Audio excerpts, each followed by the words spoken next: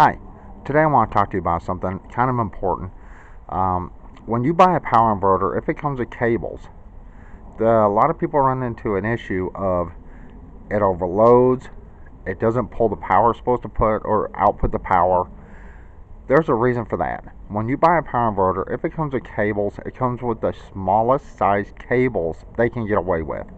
Alright, most of the time it has to do with the cable size. So if you buy an inverter, you can see our cables right here off of my girlfriend's new 1500 watt power inverter, and you can see the size here.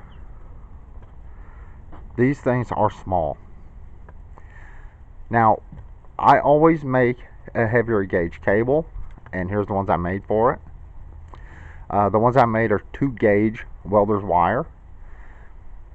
Now, if you see the size difference between these 2 cables, you'll understand why. If you're trying to pull something that's 1500 watts or pretty close to it, these are not very good. DC voltage goes through the wires, and the more wires and the thicker the cable is, the better, the easier for the voltage to flow.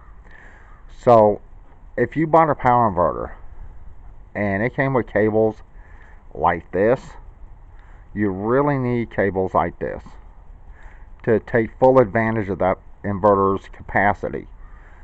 Once again, the easier for the DC voltage to flow, the better it is on the inverter, and the more power it can kick out, and the less it'll overheat and trip.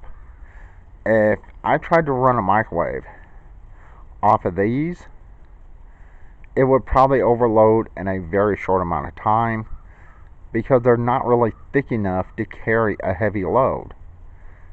These are.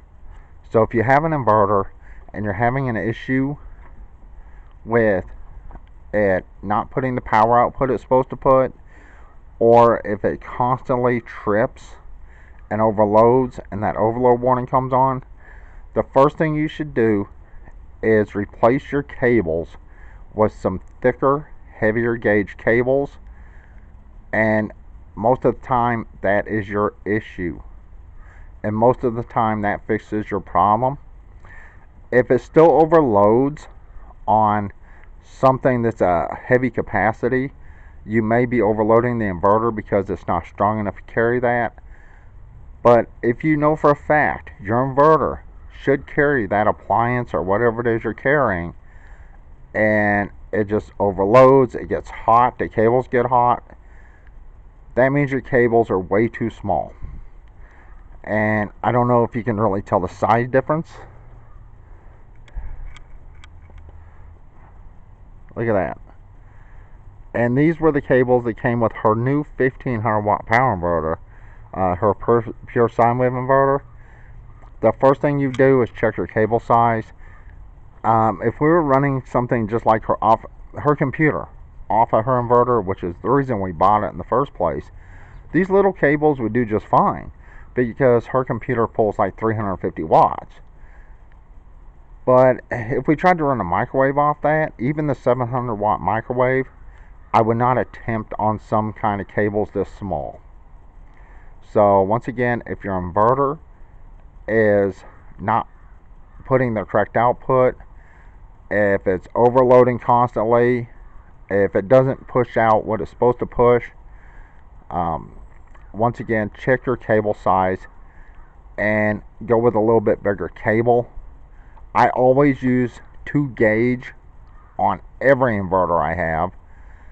I even have some 2 gauge made up for the 400 watt inverter I have, and that's just 400 watts. It's just much easier for the voltage to flow through the larger cable. Alright, that's it. I'm fixing to go.